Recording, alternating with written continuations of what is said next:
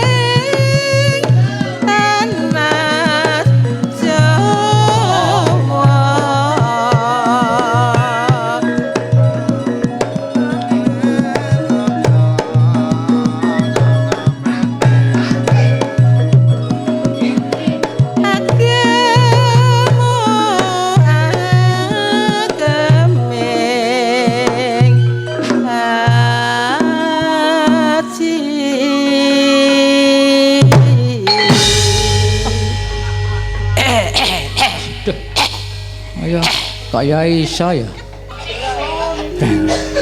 Kita dek latihan karo ngene iki.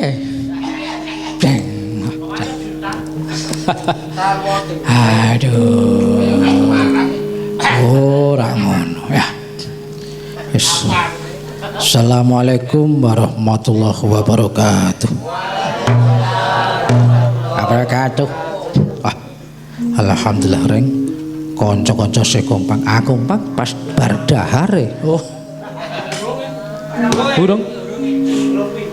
Oh. Wah, yes. Bola-bali ora ana atur liya reng. Ayo. Mung aku agung panuwun Sobil Bait Bapak Anton lan keluarga. Mudune Pak Mono, Pak Saribut, wah ora ngira-ngirakno. Nek ana kanca ado apik-apik kaya ngene. Heeh, aku dhewe wis ngerti kok biyen-biyen tek kaya ngrabi ngerti.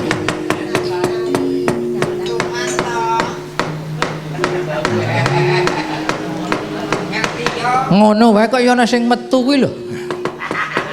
Ah ya sing kuwi rak ya kuwi sing jenenge menungsa ki ra ya sing apik wae ana cacate.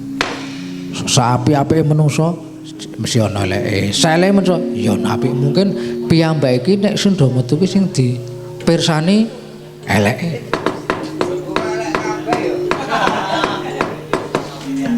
Padahal monggo biyen ya do saka kene sanus do kondang do nglalekke.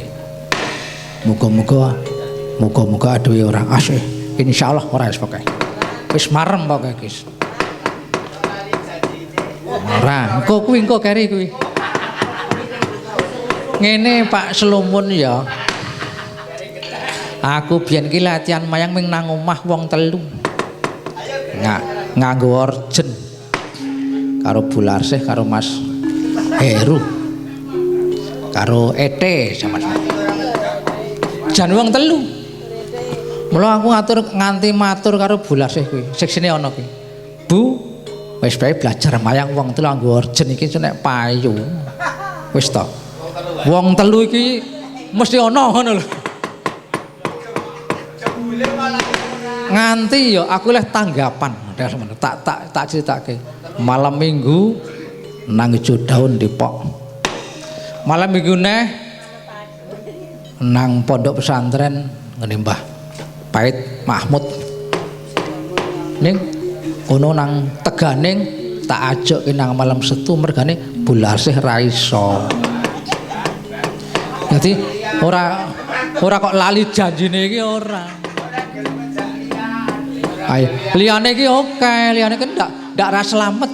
Nah, sing tak sluman, slumun slamet lah ngono.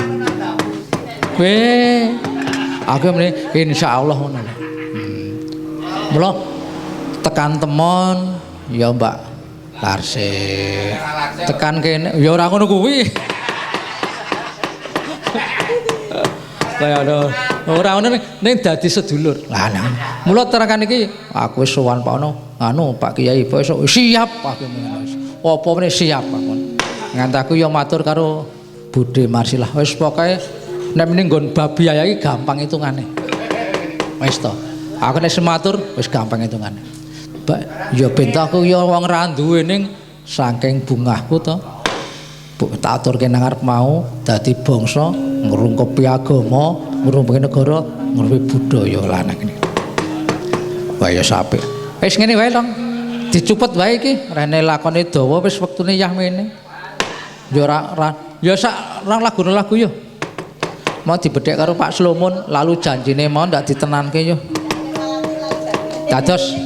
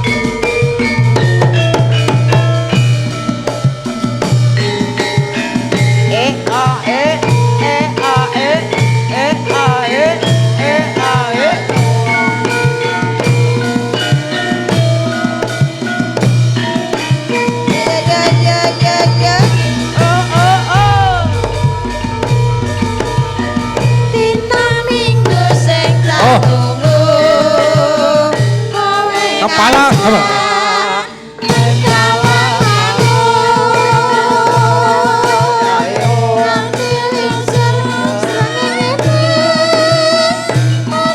Perut sama perut. Susu ya. Awan Solo. Pantat sama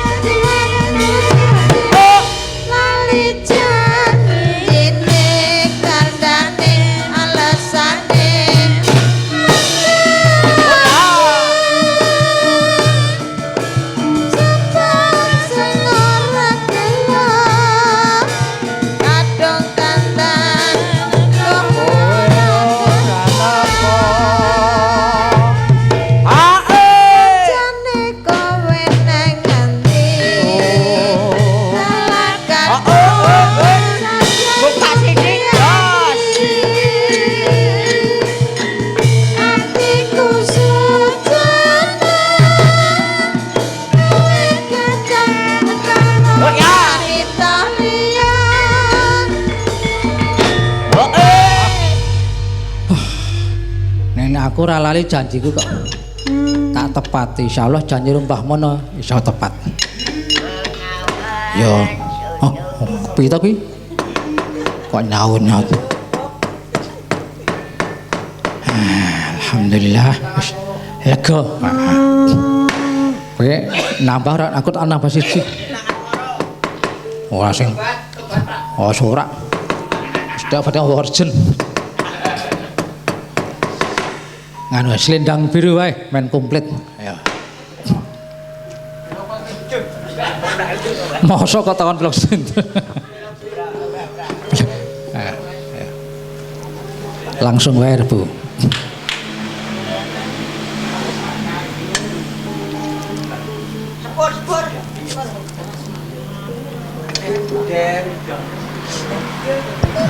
Ayo langsung wae Bu, yuk.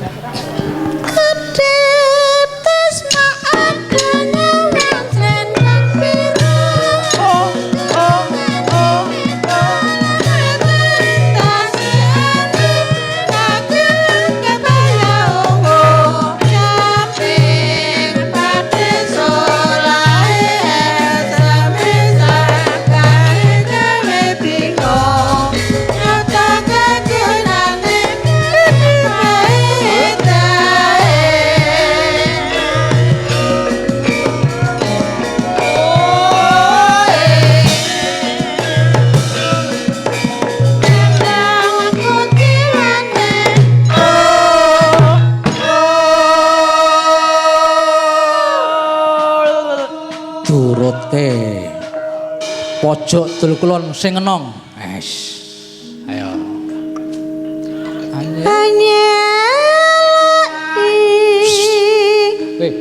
Pojok Tulkulon sing enom.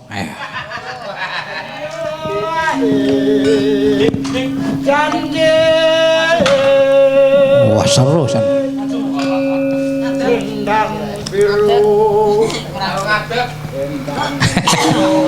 Ning kok ngadeg ya Mas. Hop. Tutuke wetane sing wong loro jejer Slomun Roparno. Tak Mardono ndak ngapusi. Ayo. Pak Marno Slomun. Namun. Ayo seru.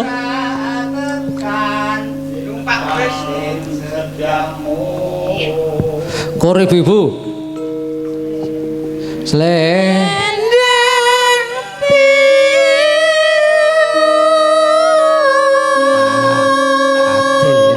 Ayo. Wes.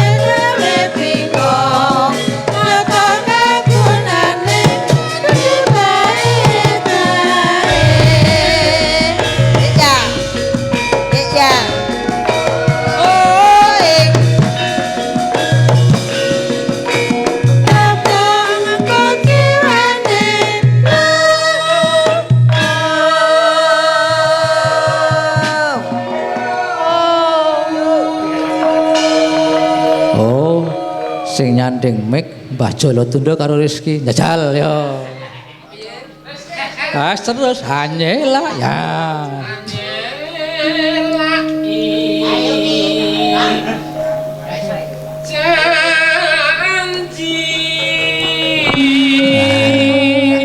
Wah, diapik-apik ben dijak. Esuk payu.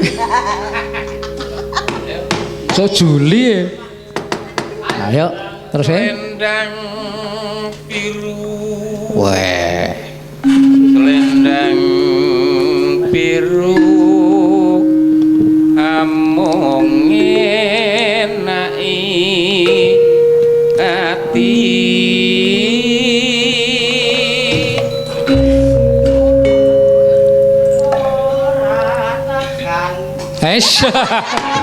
Gue cari ratakan tenan nek gue. Oh ratakan tenan. Oh ratakan. Jadi nyeratakan ya maklum ya sepuh. Ratakan. Ganti burine. Oh ratakan ganti burine. Ayo neraso ya. Sing tansah ditresnani. Wah ndak ta mau waranggono yo bareng. Oh ratakan. Ayo bulase. Batin setiamu Bapak kabeh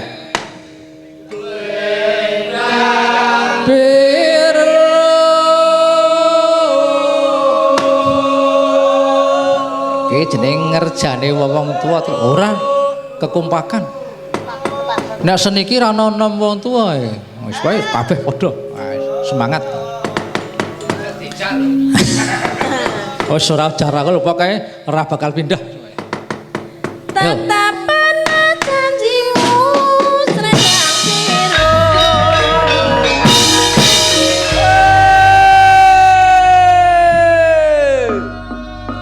Ale le seru nak ming surak seru. Welah.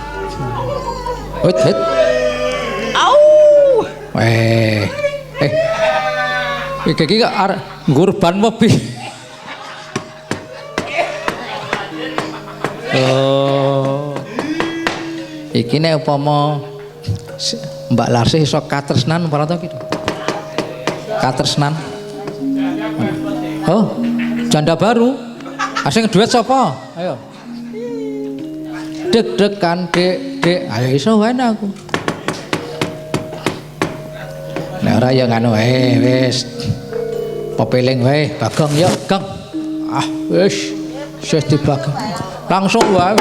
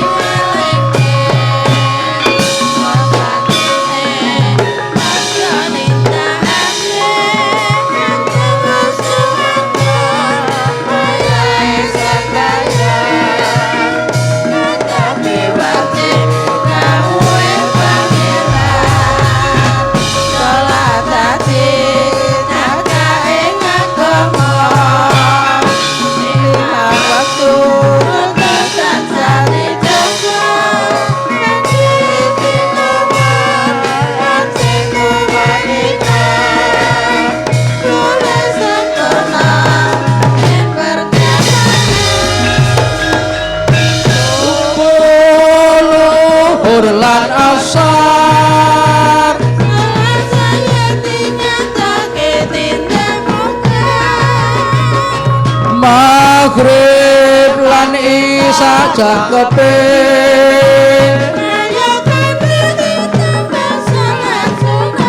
Pur Dasandana iku perintah agama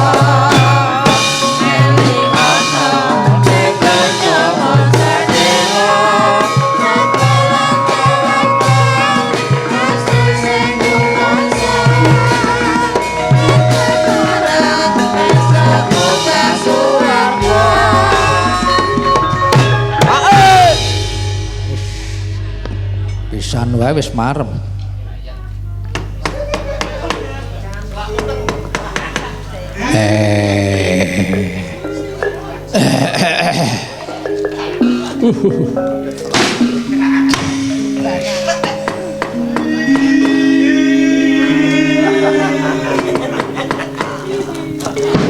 Wis ya wis geladen tak anggap cukup kae gustimu atau bendaramu wis mudhun saka pertapan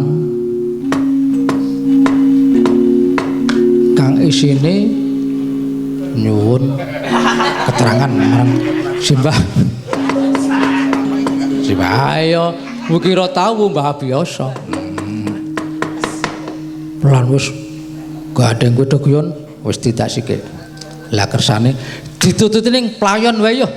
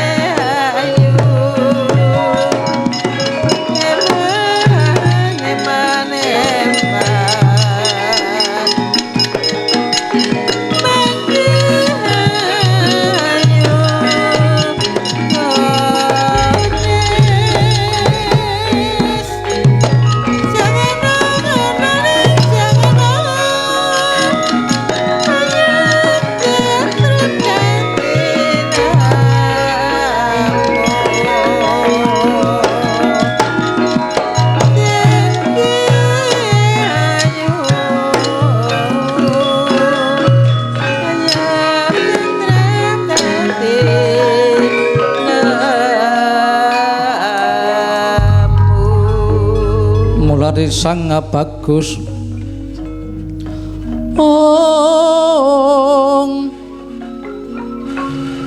kang wis prasetya mring sang garwa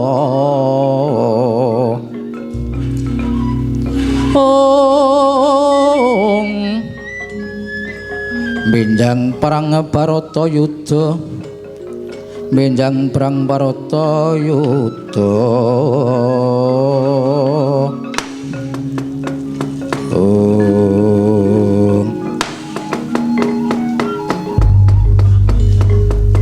rikala semana ingkang wis mandhap saking pertan Wiratawu Raden Angkajaya Raden Abimanyu ing ngriku nampi pasemon yen to bakal pinanggih marang ing Raka Raden Gatotkaca supados tepis wiring wonten ing Kising Samudra. Nang ing riku anglenggahi sipate janma kang ora sepi saking coba. Dekresmana kepranggul wadya besaing Kurawa kang diraken Raden Antarja.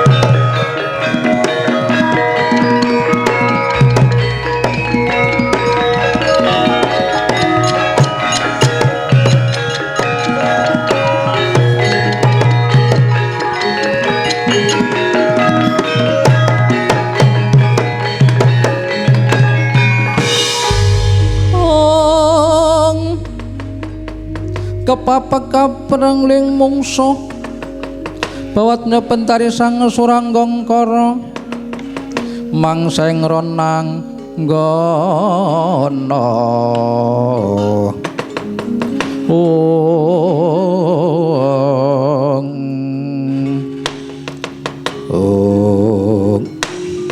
wah ora bakal pangling Abimanyu Isio Tirtanata Harnang dia kula badhe madosi Kang Mas Gatotkaca mitra ngendhanipun yang abiyasa menika Kang Mas samangke badhe pinanggih wonten ing Kising Samudra Kraton Wirpastugi Ladan Negari Dwarawati. Wah nun sewu wis padha klilip niku. Yani ngontos manunggal niki wis padha klilip padha Gatotkaca. Pun cepeng mawon. Dasare niku sok sing dibambang dadi ratu niku. Ayo mati mangke ratu iso pindah iso. Kalaraja Subenaya saya. Rasah kekian wuwus sing tok karepke ning kowe gelem bali apa ora? Ora gelem malah tak rangketanmu. Swarga ginayu iso ngrangket aku wis pancen dikdaya. Kok parek tapangin sampe dadi lebu bang krasatan sumyur kuandamu.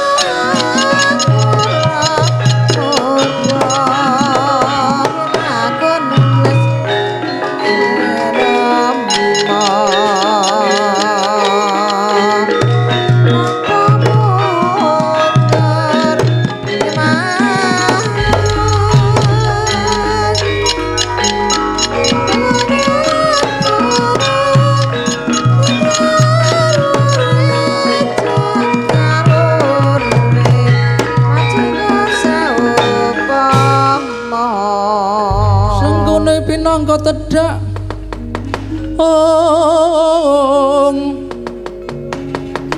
tedhak ing perang Baratayuda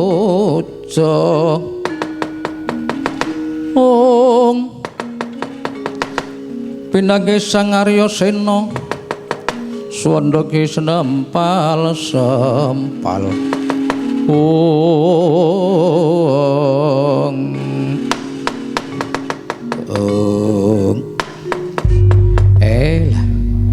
ketemu Abimanyu joto ijen-ijen le digruk ngarep mburi kiwa tengen Abimanyu dirancap gruk Abimanyu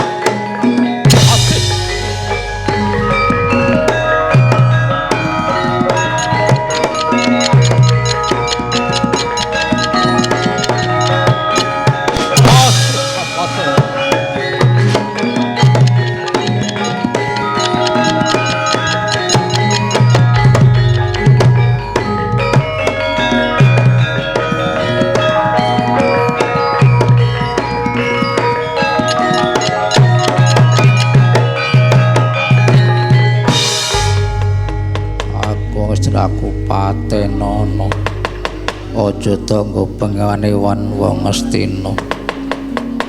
Pripun men? Wis digawa rada sing kono rada selok. Rastro pokoke aja nganti di ngapura dipateni disempal-sempal padhes kanca bareng nyempal-nyempal bangene Abimanyu.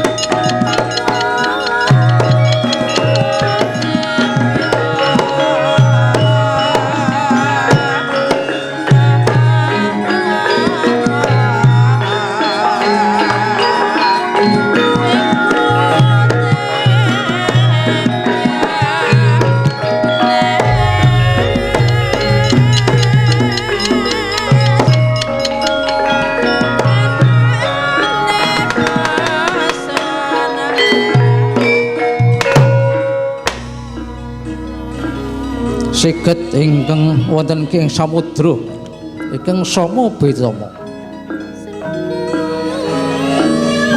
ingkang dados ganeping lelakon ya sami lelakon ingkang nembe wonten ing ninggiling baita wonten ing samudra laya ingkang pateteki ingkang sampun kirang langkung catur dosari Raden Girkaca wonten ing baita datane Ranyana ing mriku ingkang sampun tedak wonten ajengipun Sang Kanika Putra kagiat Sang Gathotkaca.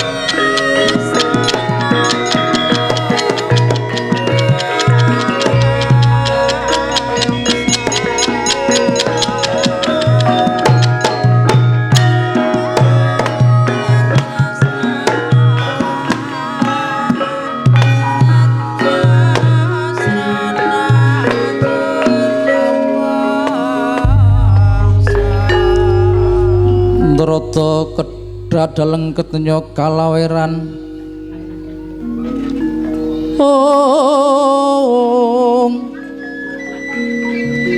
tinimpal kontal ing samudra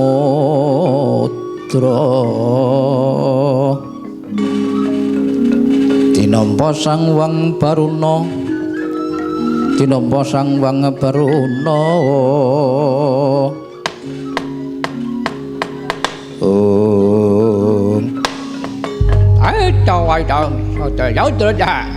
kaki Gathotkaca. Wah, boten badhe samaran mriku lah. Sang Wang Baruna ya. Ulun sing mrepeki marang jeneng sira. Marang kita Gathotkaca. Nun sewu. Kula wonten ing ngingling beta ora apa-apa wis ngono wae. Lah perlu ngopo? Nganti kayangan kontrang keteningan geger nuwuhke neluh goro kang manani para Jawata padha kacintrakan. Nun ngapunten Yang.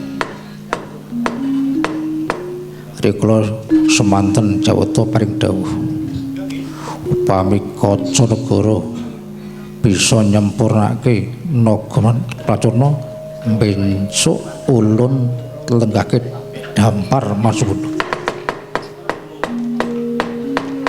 Lah menika ingkang kula ngetanget ngendikanipun Sang Wang Presti Bathara. Ngono kuwi ya bener ning durung rampung. Jawata ora bakal goroh kaca negara. Lajeng kersanipun, lah saiki yen kita bisa ngrampungi turune naga Pracana yaiku Dewa Pracana. Besok raketang sakedhap netra ulun Juming Ratu ana ing Kayangan Suraya. Napa buktinipun? Buktine yaiku bakal tumurune wahyu kekancingane Nalindra. Wah, mbok blih menawi kepareng badhe kula suwun wahyu kekancingane Nalindra. Lah untung tak gawa, untung nggo tas aku. Kagetawanana lan sawisa tampani kita ulun pasrahi methuke Dewa Pracana kang bakal ngobabke katon ngamarta dhateng sedika tampanana ulun bakal kundur pangyangan.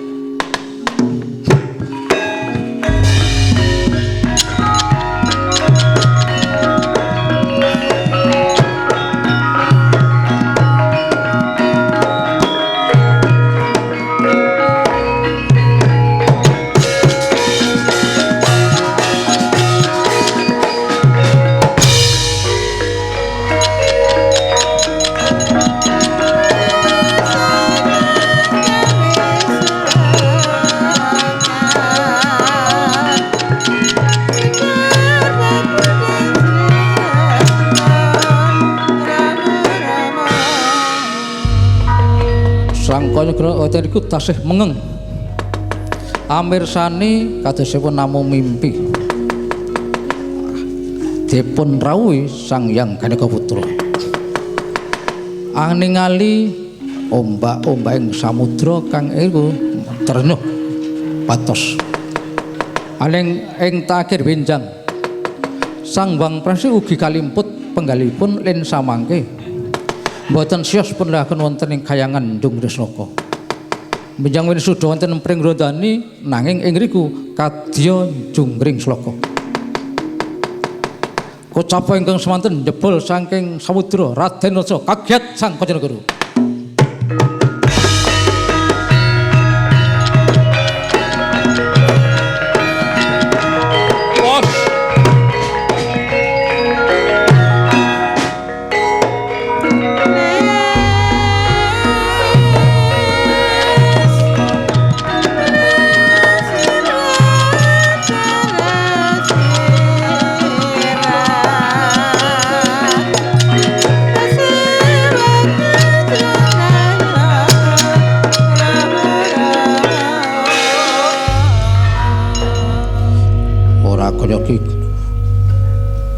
Mas atas apa tutu? Ya aku ontosino, Kang. Lah saka tindak ngendi? Wah, nek diceritake sedo Kang wong kejam sanga mau kowe.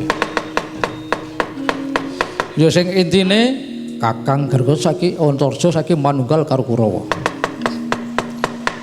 Ancamane Kakang Antarja bakal mudi tuwuh karo Rama Werkudara. Gampange nyuwun didadekake ratu. Wis tak penggak nanging ing kono kalah pangre karo Pandhita Durna. Banjur saiki manunggal karo Kurawa. Pengancame bakal nyedani Kanjeng Rama. Gatotkaca mapikiring pamuk. Bebot pejemoncana Bima kang mawa pakon.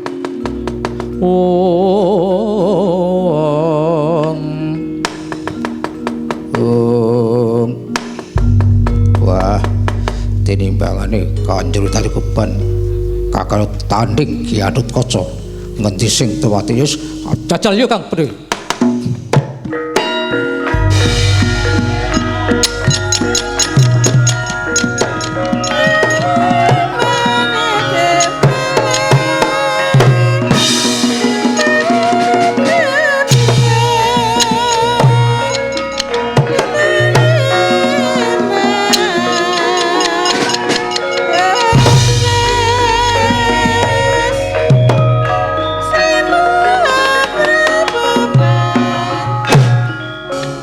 Wonten ngambah Bimantara Raden Kacagara Raden Tasya ingkang den raden namung para Kurawa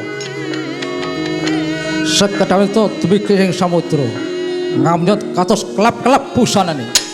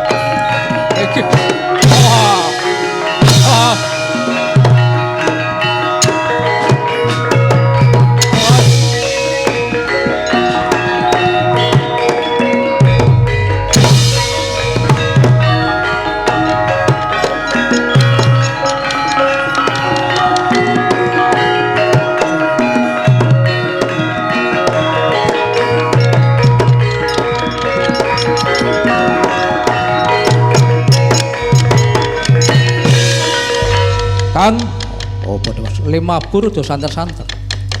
Ndak gambarin gobyok terus.